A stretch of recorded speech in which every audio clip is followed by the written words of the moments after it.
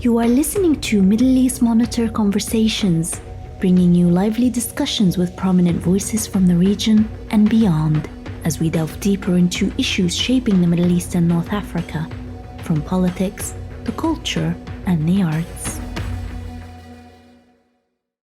Hello and welcome to a conversation with the Middle East Monitor. My name is Nassim Ahmed and I will be your host for today's conversation with MEMO. The themes of exile, displacement, resistance to Israeli occupation and identity is deeply intertwined with the Palestinian story. Palestinians in their various ways experience these powerful emotions. Today we will be talking to Amira Al-Shanti, a Scottish-Palestinian actor, singer and writer, about the way she navigates her Palestinian identity.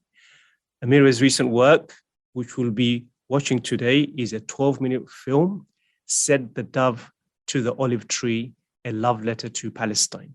Welcome to the show, Amira. Thank you so much for having me. So before we dive into our conversation, I want to mention some of the things you have accomplished so far. I mean, you've made your West End debut in the world premiere of Rumi at the London Coliseum. You've also made a number of previous other, theatre appearances as well, and publications. Your most recent work has been published in issues 2 and 3 of Dardishi, and previous writing has been published by the Herald, which was your letter to JK Rowling, which we'll also discuss today. You've accomplished a lot, and we don't, and I don't want to mention every single things you've achieved so far, which is quite amazing. Before we dive into our conversation, though, I would like to give our audiences, the opportunity to watch your most recent 12-minute video, Said the Dove to the Olive Tree, a love letter to Palestine, which will be the topic of our conversation today. So let us all watch this 12-minute video together, and then we'll dive into our conversation.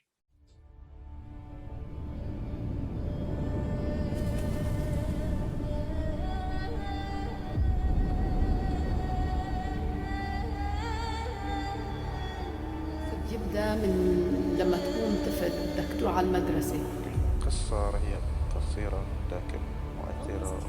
طبعا نحن كفلسطينيين نعيش تحت الاحتلال. 53 children killed during and in the aftermath of Israeli operations.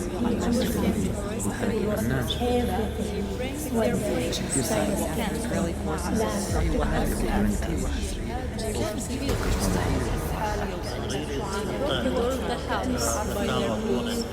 And 7 children are used as human shield fighters.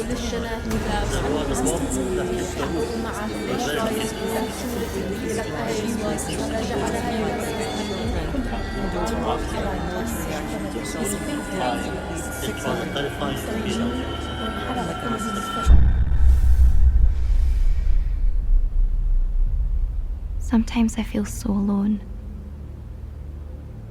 The whole world has turned its back on my people. Children are being ripped from their homes. Soldiers attack innocent worshippers as they pray. And no one is doing anything, whilst my people on the other side of the world are being targeted because their blood, like mine, is Palestinian. Well-intentioned people call it a war, a conflict. They say it's too complicated. I'm exhausted trying to tell them it's not. I know I am lucky to be safe here in Scotland. Lucky to have been born and raised in a place where I don't live in fear of my house being bombed or denied my basic human rights under an apartheid regime, but I'm lost. I'm forbidden to even enter my homeland and physically be with my people in their struggle. I'm trying to do everything I can, but how much change can one person really make?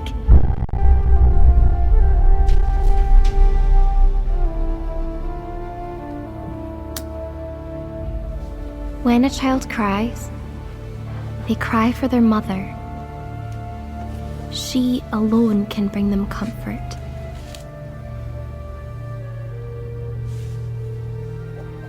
In me. My mother, Palestine. In me, Palestine.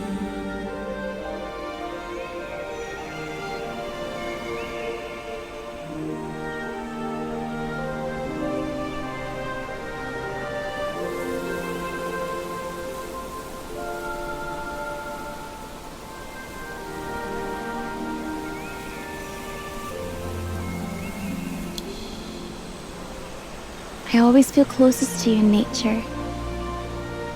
The music of the river, the rustle of the leaves.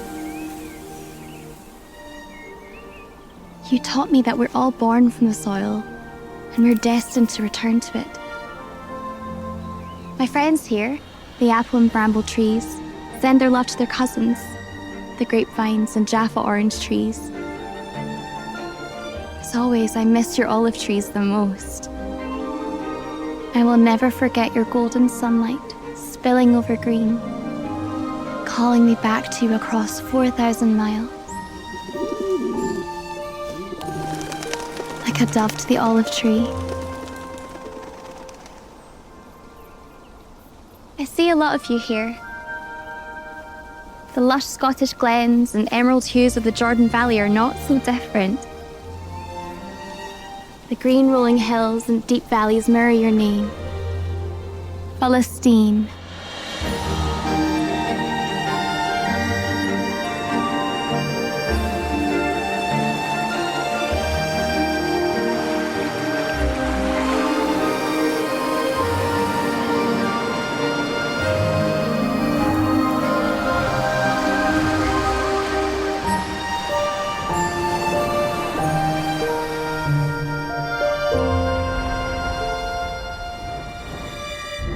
But in Scotland, we can roam our land freely, whilst you're burned down, carved up, and walled in. The West Bank is surrounded by a wall, with over 600 checkpoints, in an area smaller than Perthshire, stopping people from going to school, work, or prayers. And to avoid an unpayable fine or an 18-month prison sentence, families in Jerusalem are being forced to demolish their own homes to make way for a theme park. Palestinians living in Israel are stripped from their identity, called Arabs, not Palestinians, to justify a state only created in 1948. And people here in the Western world only care about Gaza when the bombs are falling. Yet people there are living without basic sanitation, medical supplies, and drinking water every single day. We're complaining about local lockdowns when Gaza has been locked down for over a decade. But there are people here who care. People who are learning, listening, and more are starting to speak up. Edinburgh stands a key at its church doors, big enough for the diaspora of 7 million displaced all over the world. We are ready and waiting to come home to you and restore the world's promise to us. Haq il-Audin. Dundee has adopted Nablus as its twin. Standing here on Nablus Avenue is the closest my feet will get to your ground. And Glasgow remembers Deir Yassin, where 107 Palestinians were killed by Zionist militia in 1948 to create the country of Israel. It is the only place of mourning the Palestinians in Scotland have, as the ethnic cleansing of their people continues to this day, 73 years later. But there's still so much to be done, and so much the media propaganda makes unclear. Anti-Zionism is not the same as anti-Semitism. We just want equality, peace, and basic human rights for everyone.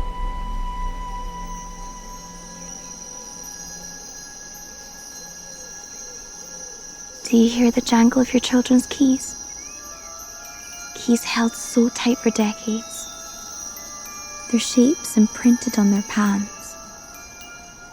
Your kidnappers say the old will die and the young will forget. They turn their back on you, try to erase us from maps and history books. They try to get others to turn away too, so that your child is left as an orphan, and yet, Hundallah still persists. 10 years old, barefoot, and tough.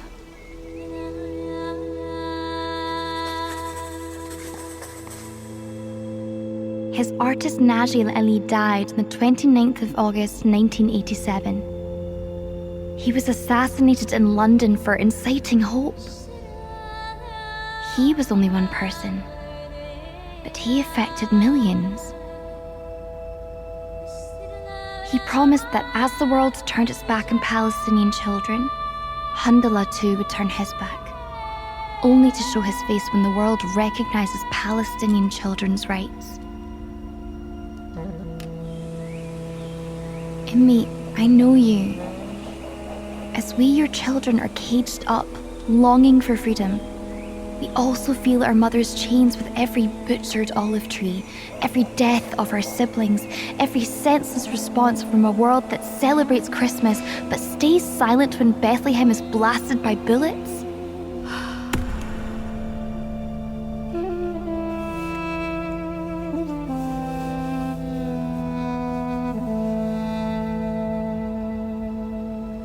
But your lullaby always reaches my ears,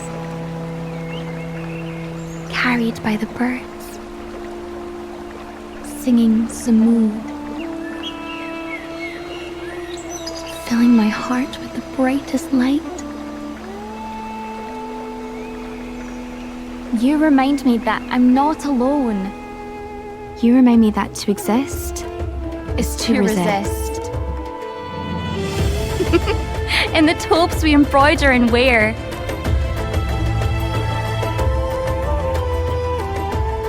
in the olives we harvest and press into oil, bitter and thick like juice. In the cack we bake and knead with our hands. In the ducky we pulse through our legs and stamp into the earth. Your strength gives me strength. That steadfast determination to survive through everyday Nakba. We are stronger together when we base our love and hope in pursuing justice and truth. I am Palestinian and Scottish. These two passionate identities together are an unstoppable force, driven by love for both people and both countries. Immi, you are my healer, my mother. No matter how hard the world and thieves try, they cannot break the bond or lineage between mother and child. I am you, and you are me, and you are more than what they want you to be, said the dove to the olive tree.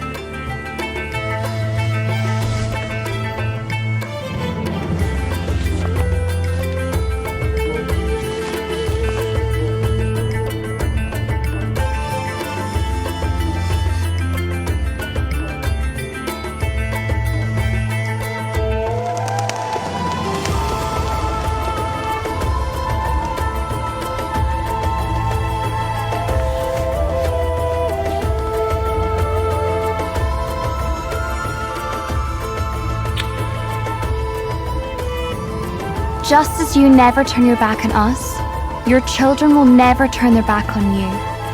For change to happen, we all need to act.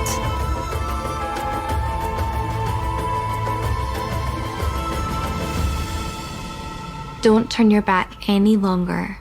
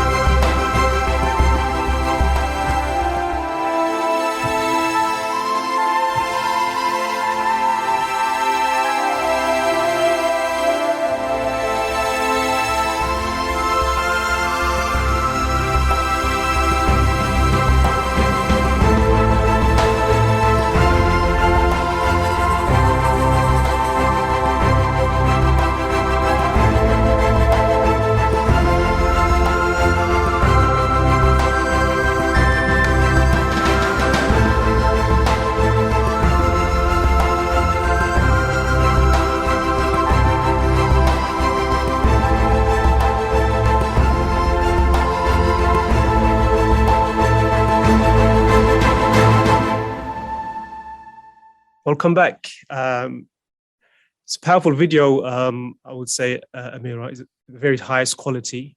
But the most amazing thing for me is a spoken word that's been used throughout the film. anyone versed in books on Palestinian history will be familiar with some of the words and phrases, but never in the form that's you've given so much life and meaning in the way you've done. So tell us a bit about the background to this production, the idea, and what is the love letter that you've written, and what is the dove saying to the olive tree? Sure, thank you so much. And thank you to my amazing team who made it such a high quality video and supported the development of the spoken word. The background of the project essentially comes from during lockdown. My friend had set up a play reading group for actors to just kind of keep their skills up throughout a time where there wasn't much work going on. And that coincided with the time of sort of mainstream society becoming more aware of the Black Lives Matter movement. And during that time, we had a great discussion playgroup just about the way the industry is and the representation or lack of representation of global majority voices. And from that, a conversation was had about myself and my heritage, being Palestinian, being in the industry and not really feeling like there were any projects that represented me as a Palestinian and the kind of beliefs that I had. And from that, my friend Rachel said, actually, why don't we make something that represents your views and represents your voice? And that's how we started the project, and Rachel became the producer and sort of script supervisor for me, along with Ryan Dewar, who filmed and directed the piece, and Gordon Robertson, who developed the sort of music behind it as well. So it was a small, intimate team, but it just meant that we got to keep the kind of message of the film alive. And essentially, it was just kind of to try and reflect how it feels to be a member of the Palestinian diaspora, kind of internationally, sort of waiting to go back home, growing up with stories about Palestine, but sort of experiencing real difficulty in being able to go to the country where I'm from. And which part of Palestine are you originally from? I'm a mixture. So I have family from Jaffa, I have family from Kilkelia, and I have family from Jerusalem as well. So a bit of everything, mostly. And yeah, I guess essentially the dove is kind of depicting that kind of message, kind of going back to the motherland, saying that I will return, winter will be over and I'll be able to come back and live kind of spring eternally there. And how many times have you tried to return to Palestine, even for a visit? Yeah, I mean, it's been very limited. I was lucky to go a couple of times, but it's not really happened since then. I think I've just been very vocal in my views, and as a result, it's going to be tricky if I go back. So I'm hoping that, God willing, one day I will be able to go. One day, inshallah. Yeah, I mean, you spoke about the Black Lives Matter moment 2-3 years ago. I think a lot of people made the connection between the occupation of Palestine and how Palestinians suffer under, occupation, and also the experience of Black people in the US. I think it was a powerful moment for a lot of Palestinians.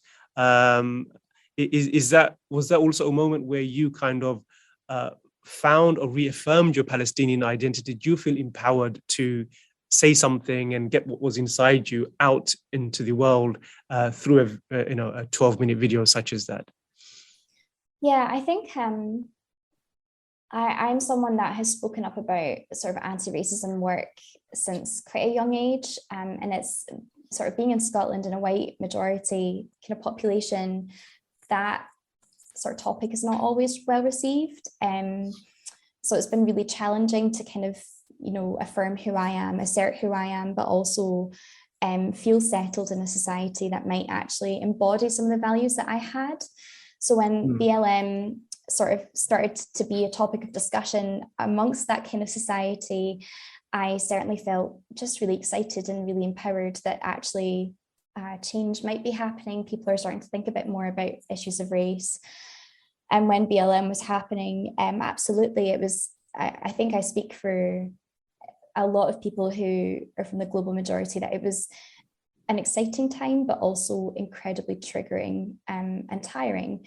But I tried to focus on it being about sort of Black perspectives, because that's, you know, a topic that we should all sort of prioritize.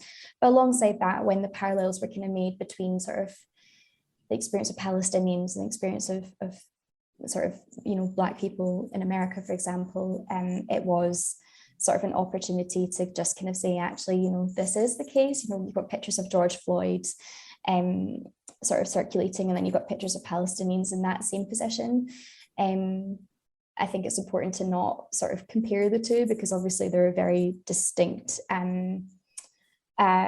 factors that make them very different experiences. But I think from that, and from kind of seeing what people were kind of engaging with those discussions, it made me feel like there was a bit of promise that people might consider Palestine a bit more, consider Palestinians a bit more.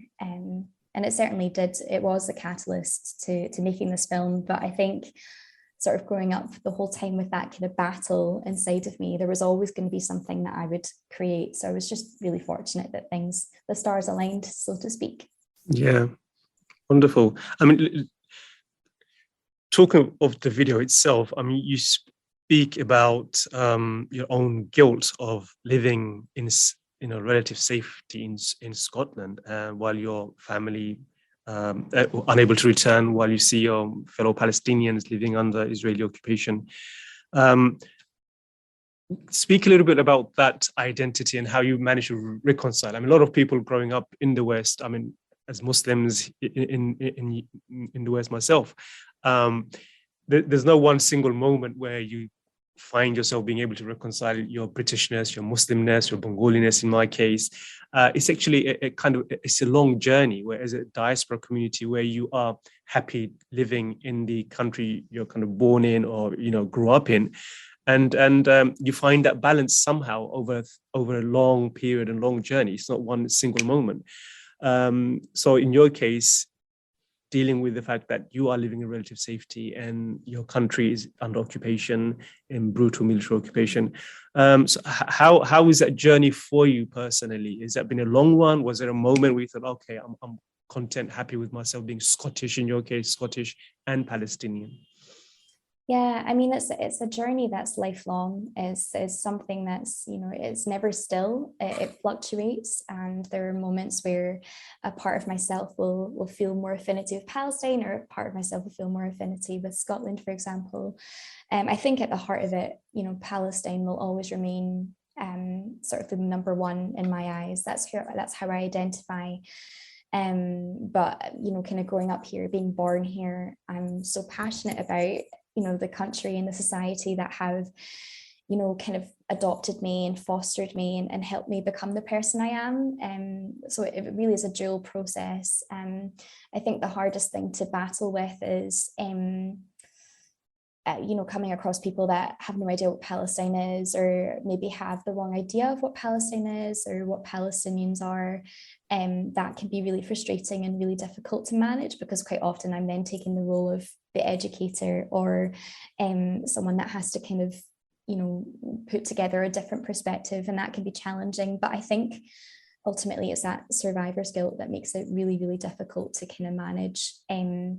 You know, particularly in times of crisis, whenever Ramadan comes up and there's another attack on worshippers at Al-Aqsa, or bombing in Gaza, you know, that just kind of then gets triggered even more. I kind of feel it every day anyway, when I have the freedom to be able to, you know, go to work without a checkpoint or get running water. You know, these are kind of everyday things that we take for granted that a lot of Palestinians don't have access to. But then when the violence escalates, it then kind of brings it to the forefront even more. And I think that's where it becomes really challenging. I remember one of the attacks on Gaza a few years ago. There was a journalist that was live streaming events in the local area the whole time, and I ended up kind of just logging into that live stream and having it on whilst I was doing my day all day for about a week, just so that I could feel something. I could feel, you know, what what my people are going through when I have the privilege of the fact that my family fled and I don't have, the same kind of the same sort of experiences happening. And it was really traumatic in itself almost, but it's just kind of searching for some sort of way to experience what I should have experienced had my family not left, if that makes sense. And that's something that I think a lot of Palestinians in the diaspora grapple with. And it's also that sense of powerlessness. What can you do? What sort of changes can happen? And I guess for me, in the process of writing the piece of Said the Dove to the Olive Tree, it helped me realize that actually it's the hope at the heart of every Palestinian that keeps us alive. And that's something that unites us as a nation, that we all believe that there will come a point when Palestine will be liberated and we will be able to go home. And working on projects like this just helps me cope with that kind of guilt and with that struggle a little bit, because it reaffirms everything that drives our survival, if that makes sense. Yeah, and I think you mentioned it in the video itself. If you're going to have this journey outside in any country, Scotland is probably one of the best places to have this journey, and not in France or even the US or other parts of Europe. Because as you mentioned, there's a strong affinity between Scotland and Palestine. There are several towns which have twinned themselves to Palestinian cities, yes. Glasgow, Edinburgh, Dundee, where there are various monuments and memorials, even for the Nakba and also the massacre at Deir Yassin and things like that. So tell us a bit about that part of Scottish history. How is it that Scotland is so connected? We know about the Irish history and their connection with Palestine, but not many people knew that Scotland also has a similar affinity with Palestine, unlike, say, other parts of other European countries, even the UK, I would say. I mean, of England, I would say, not UK. Yeah, for sure. I think, as a country, Scotland is quite progressive. It kind of prides itself as kind of welcoming everybody in, no matter where you're from or who you are. And it's a place where people are genuinely, feel quite accepted and celebrated, especially in places like Glasgow and Dundee and Edinburgh, where, there's a bit more sort of a diverse population, and there have been strong kind of movements here in solidarity with Palestine. There are different societies that then kind of drive those kind of links. So you've got, Glasgow's twinned with Bethlehem, Dundee's twinned with Nablus. So these kind of twinnings really help kind of those connections a bit more. And certainly, we've got things like Nablus Avenue, which is a street in Dundee. So it kind of shows that there are, specific monuments dedicated to Palestine here, which kind of makes, Palestinians feel welcome. It makes Palestinians feel like, okay, I'm in a country that recognizes what I go through is tragic and what my people are going through is tragic. So it creates that connectedness a little bit more. And I think in terms of the film, thematically, I wanted to put across that Palestine isn't, a barren desert land, which was developed only when, Israel was established, but actually it is a place that's called Land of the Fertile in Arabic. So, there are beautiful forests and mountains and beaches and things that maybe the West don't really consider. And actually, there are a lot of parallels between here and there, because Scotland is really fertile as well in its own way. And that was kind of created through Rachel and I reflecting on the fact that sometimes when I drive through Scotland, I feel like I'm in Palestine, just with the valleys and the sort of greenery and things, the landscape.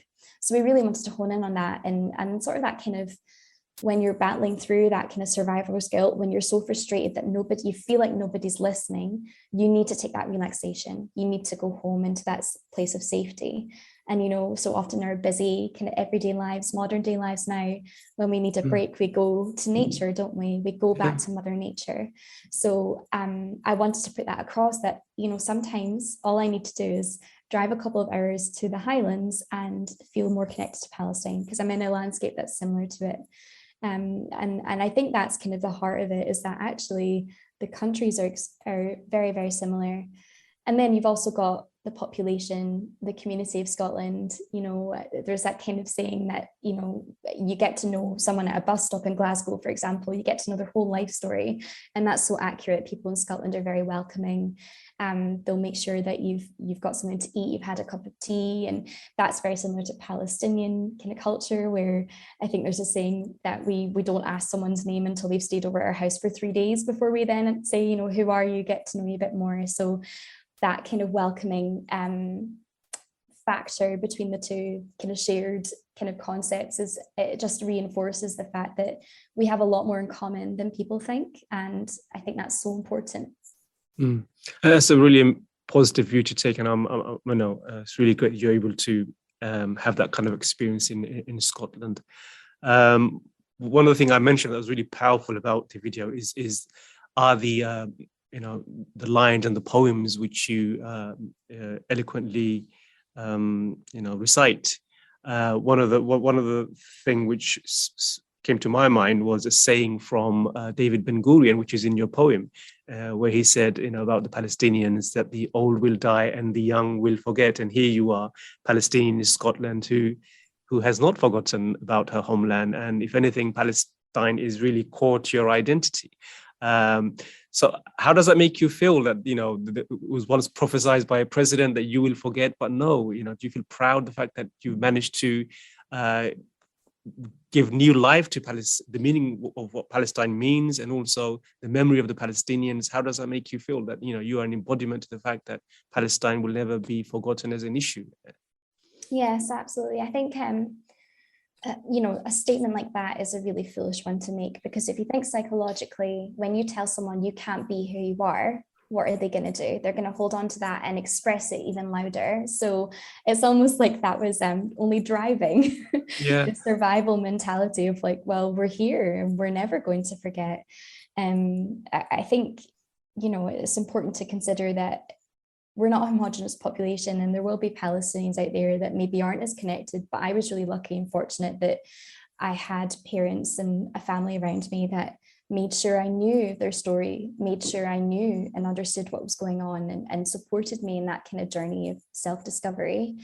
And I think that we would be foolish to think that that's not a common experience that a lot of Palestinians have who are born abroad. We have that kind of soul seeking that we don't really know who our mother is. We don't know who our parent is because we've never been there. We haven't connected. And that's something, you know, people are curious. We're inherently curious beings, and we're going to try to find out who we are, where we belong. And I think my experience is only just kind of similar to everybody else. And we all find different ways of connecting to Palestine, to understanding what it is to be a Palestinian. And I'm just really lucky that I've had the opportunities that I have had to foster my creative skills and to create something like Said the Dove. Amazing. Just before we finish, I want to ask you one last question about your 2 letters to JK Rowling. Why did you feel so moved to write to she's one of your heroes, I presume, and you felt the need to write to her about her supporting a statement. Tell us about that, and why did you feel strongly that you wrote 2 letters to her? Sure. So that was a few years ago, so you're testing my memory slightly. You know, growing up, when you hear that there is a group of people that don't agree with you, don't agree with your identity, don't agree with your existence, don't agree with you traveling back to where your mum and dad grew up or were born, a group of people that have killed people in your family, have imprisoned them, have tortured your relatives and your friends, you start to feel alone. And especially as a child, it's really difficult to kind of make sense of that. And I came across Harry Potter very early on in my life as a child at school, and I fell in love with it. I fell in love with this idea that there was a secret world and that there was this fight for justice, there was a fight for good. And, you know, over time, I kind of ended up having this impression in my head that the Harry Potter universe was like Palestine, and that the fight for safety from the villain was like the fight for Palestinians towards liberation. And so that's why that story meant so much to me. And, you know, being a writer myself, I obviously was so captivated with the way that the world of Harry Potter was constructed, the characters, the context. It really inspired me, and that's where I wanted to become a writer, because I love the idea that you could pick up this book and then lose yourself in a world. So I'd always kind of been a really proud Harry Potter fan growing up, and yeah, a few years ago, found out that JK Rowling had signed a letter, basically suggesting that BDS, boycott, divestment and sanctions from Israel, was wrong, and that actually we should just sit down and have a conversation together, and that would fix everything. And to me, that's a really dismissive viewpoint to make, and it made me really angry. So my coping mechanism is to write. So I ended up writing just kind of a letter that I posted online, and I didn't even think that JK Rowling would ever read it. I just needed a way to kind of express my frustration that she had created something that was about justice. It was about for the greater good. And then to say something that, you know, if it was as simple as a discussion, let's all sit down and have a discussion. How many discussions have been had? Has anything changed? No. And then when you hear the oppressed, the people who are being occupied, the people who are suffering from an apartheid system saying, this is the only way forward. It's worked for South Africa, it can work for us. For someone completely random who's never had any link to that oppression to say, actually, your opinion is wrong, you should just be sitting down and behave and just talk to someone. It's very patronizing. And it's very dismissive. So I decided that I would, you know, talk about how ridiculous it was that we were then, you know, accepting this world that she created, but then she totally ignored the actual voice of a Palestinian who, you know, in similar ways were fighting for justice. So I wrote that, and then it sort of took off. I think a lot of the feedback I got was that it was really helpful. Like, I sort of drew it upon sort of parallels in the Harry Potter universe, and then compared it to Palestine and the sort of Palestinian experience. And that a lot of people said that it made it really accessible as an issue to see, because they grew up with Harry Potter as well, but they didn't really understand Palestine. So it took off and it went sort of viral, and that's where the Herald came in and published it. JK Rowling then sent a response, and again, I sort of found issues with that response. So I again wrote another response back, and that was then published again. And it was just basically debunking. I sort of found out a little bit about where this letter had come from and what led to her signing it and things. And that was kind of a story. So yeah, in a really weird way, I kind of grew up wishing that she would one day see something I wrote, and she did, but maybe it wasn't the kind of circumstances that I'd thought. Yeah, I mean, when JK Rowling isn't alone in this. I mean, there is a phenomenon out there, which you probably heard of the term, you know, progressive except for Palestine. So a lot of people like JK Rowling, a lot of people on the centrist, on progressive issues, they're outspoken, they'll want action, but when it comes to Palestine, they're quiet, and they won't really, they want the Palestinians to just remain suppressed and silent without calling for any action. We've got a bit of that today as well, actually, in a tweet by the U.S. Secretary of State Blinken, where he said that, you know, our commitment to Palestine is unyielding, something along the, I'm paraphrasing, but basically that's what he said, unyielding. Following the attack on Al-Aqsa Mosque, our commitment to Palestine is unyielding. But what is it that you're doing?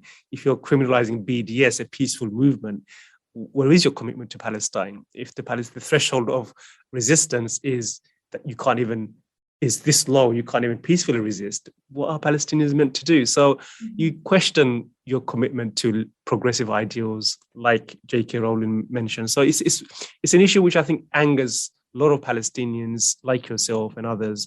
You know, where is your progressive ideals when it comes to Palestine? You know, what do you want Palestinians to do? I guess that's how you feel. So what do you want us to do? If you criminalize BDS, so we cannot even boycott, you know, Israeli products which are harvested and produced in occupied territories, what are we meant to do? Yeah, because nothing else is working. I think that's the bottom line. If you truly want peace, you have to help us here, because no other option has helped so far. I think it kind of hits the nail on the head when you see people boycotting kind of Russia, sort of enforcing BDS on Russia in support of Ukrainian people who are now being occupied. But then that, you know, after years of people saying BDS is wrong or it's too complicated, it feels like double standards. And I think it just highlights that kind of Western consciousness of, you know, if they don't look like us, then it's not my problem. And actually it is, you know, it's a global movement. We only achieve things when we come together as a community and we fight together as a community and we look after each other.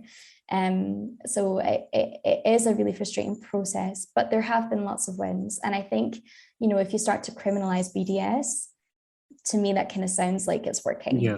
Yeah, I agree with you totally. And there will be a backlash as a result of that. Just before we leave, anything new you're working on we should keep our eye on before we leave? There are things coming, but they are very much in the beginnings. So if you keep link up with me online, and you can see all my things there. And yeah, I'm a friendly face. So if anybody ever wants to collaborate or anything, then please go ahead and send me a message. Wonderful. Thank you, Amira, for your time. It's been wonderful talking to you. I want to thank our guests who have tuned in. Hope to see you for another Memo in Conversation. Have a good evening or good morning, wherever you are, and see you again soon. Bye-bye. This was Middle East Monitor Conversations, brought to you by the Middle East Monitor in London.